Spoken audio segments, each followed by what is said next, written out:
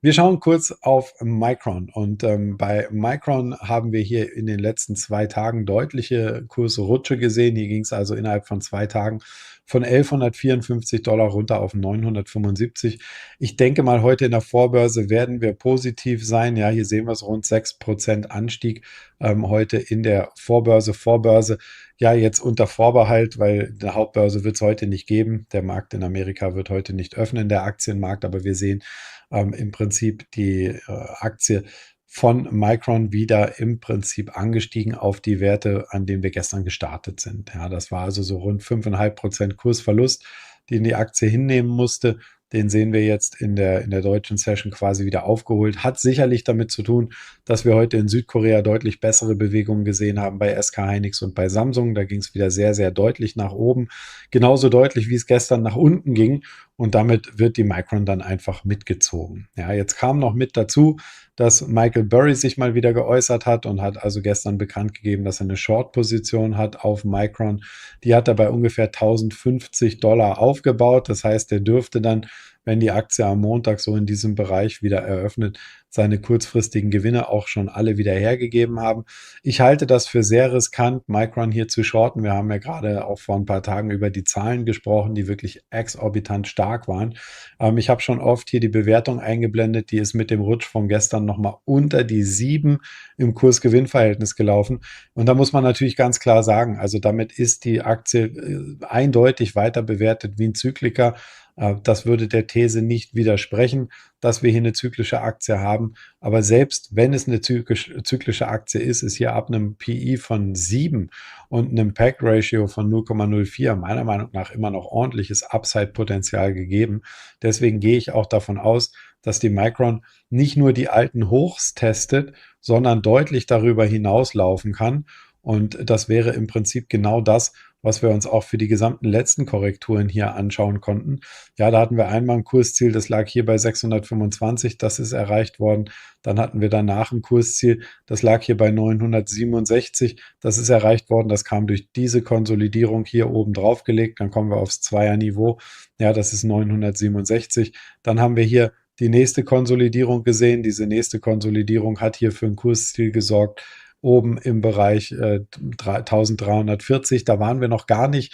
Wir sind jetzt erstmal am 161,8er Level gescheitert und mit dieser neuesten Konsolidierung seit dem letzten Hoch laufen jetzt meine Kursziele hier ganz schnell in den Bereich 1500 bis 1550 $ für die Aktie von Micron. Also meiner Meinung nach ist hier alles noch in bester Ordnung. Die Nachfrage ist exorbitant und dementsprechend gehe ich davon aus, dass alleine dieser große Abstand zum 200er gleitenden Durchschnitt, den Michael Burry hier auch mit als Begründung für seinen Short genommen hat, der ist für mich nicht ausreichend. Ja. So, und damit würde ich sagen, werfen wir noch schnell einen Blick auf eure Fragen. Ja, wir gucken vielleicht mal zuallererst hier auf Applied Optoelectronics. Das ist eine Aktie, die habe ich ja auch im Chartzeit-Depot. Die ist natürlich hart abgestraft worden in der letzten Zeit. Ist auch durchaus eine Aktie, die ausgesprochen teuer war schon in der Zwischenzeit. Ja, wir waren hier in den Hochs bei rund 230 $.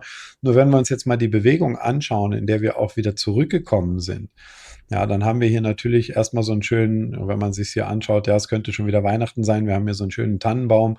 Also in der Dynamik, in der der Anstieg gelaufen ist, in der gleichen Dynamik ist jetzt auch die Abwärtsbewegung gelaufen. Finde ich erstmal alles nicht weiter tragisch. Ja, das ist noch ein Stück weit normal, was wir hier sehen. Allerdings geht es jetzt in Regionen, wo ich sagen würde, hey, je weiter wir hier runterkommen, umso größer wird die Wahrscheinlichkeit, dass hier auch endlich vielleicht mal der Boden drin ist. Und gerade wenn es hier Richtung Applied Optoelectronics geht, da haben wir ein paar interessante News auch bekommen in der letzten Zeit. Da hat man hier den großen Spectrum-Deal. Da stellt man also ja, Software und im Prinzip Netzwerkmanagement nochmal im ganz großen Stil hier an einen Geschäftspartner. Das hat mal kurz zu einem kleinen Jubel in der Aktie geführt, hat aber am Ende nur dafür gesorgt, dass wir hier die letzten Tiefs getestet haben. Das ist also wirklich im Moment hier eine mustergültige Abwärtstrendbewegung, muss man ganz klar so sagen. Wir sind also hier einfach nur ans Widerstandslevel rangelaufen und haben dann den nächsten Schub nach unten gesehen. Wenn ich die Aktie rein charttechnisch bewerten müsste, würde ich sagen, das ist eine Katastrophe. Ja, wir sehen hier ganz klar intakten Abwärtstrend. Wir sehen hier auch zuletzt eine sehr intakte Sequenz. Vielleicht gucken wir mal kurz, ob wir uns diese Sequenz hier mal anschauen können. Ähm, so, da gehen wir einfach mal hier so ein bisschen in diese Elliott-Wellen rein. Da haben wir hier im Prinzip ja diese Fünfer Abwärtsbewegung, die jetzt hier gelaufen ist. Also wir haben jetzt hier wirklich 5 Wellen nach unten gesehen. Das passt auch alles ganz gut, dass die 4 eben nur die 1 hier ziemlich genau trifft. Das ist soweit okay. Ich denke, wir könnten damit durch sein. Vielleicht geht das noch einen Schritt weiter nach unten hier bis in den Bereich um $100. Das würde ich nicht ausschließen wollen. Aber erstmal sind wir hier auf dem Unterstützungslevel angekommen, was mir ganz gut gefällt. Ich denke, wer die Aktie noch nicht hat, der kann jetzt hier vielleicht erste kleine Positionen aufbauen. Denn das, was im Moment hier am Markt umgeht, das ist jetzt die Unsicherheit für den Bereich KI-Infrastrukturausbau. Das ist eine ganz klare Kiste, die hier läuft. Denn wir haben natürlich mit Applied Optoelectronics hier so einen Optikexperten für den Bereich Rechenzentren, ja, für die Vernetzung von verschiedenen Bauteilen in Rechenzentren, für Datenübertragung. Und die sind natürlich extrem abhängig davon, dass die Investitionen in diesem Bereich weitergehen. Aber da würde ich vielleicht nochmal auf die UBS-Analyse ganz vom Anfang verweisen, wo wir uns ASML angeschaut haben und ST Microelectronics und ASM. Äh, Ich denke, das sind alles ja, mehr oder weniger Aktien, die so ein bisschen in den gleichen Bereich reinfallen. Ich denke, die Investitionen in diesem Segment, die werden stark bleiben, die werden dynamisch bleiben. Und da werden wir natürlich dann auch gerade diese Ausstatter weitersehen als Profiteure dieser gesamten Situation. Und da muss ich ganz ehrlich sagen, ja, wir haben natürlich eine hohe Vola gesehen nach oben. Wir haben jetzt eine hohe Vola gesehen nach unten. Aber so ein 50% Retracement, das ist dann für mich hier schon eher so ein Sweet Spot, an dem ich dann vielleicht noch mal einsteigen wollen würde. Also mir gefällt das hier noch relativ gut. Ja. Und wie schnell diese Bewegung gelaufen ist, sieht man vielleicht daran, wir sind hier bei uns im Chartzeitdepot ja sogar noch im Gewinn in der Position, obwohl die 50% vom Hoch wieder runtergekommen ist.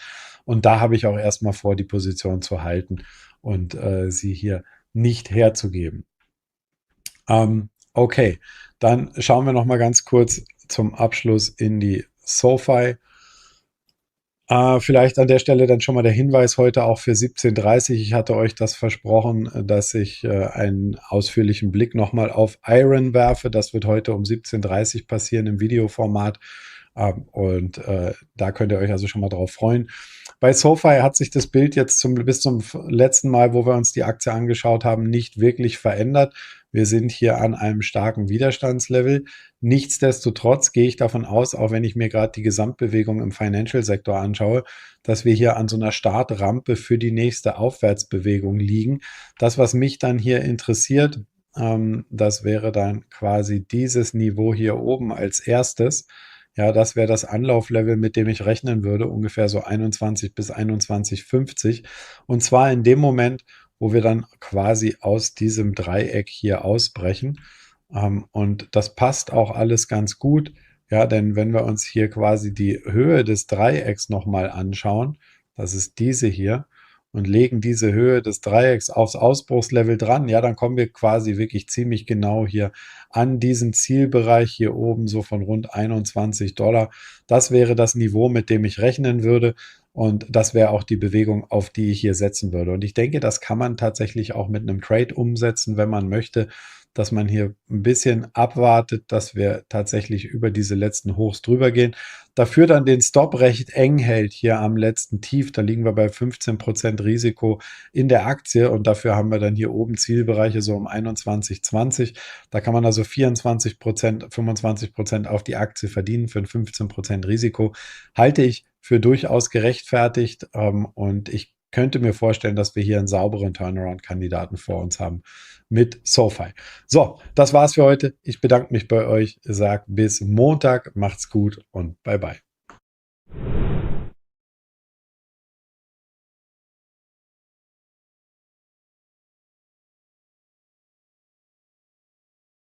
Jeden Börsentag um 13 Uhr schauen wir live auf die Märkte, die spannendsten Einzelaktien und eure Favoriten. Welche Aktie soll ich als nächstes analysieren? Schreib sie in den Chat, entscheide mit und abonniere den Kanal, damit du morgen live dabei bist.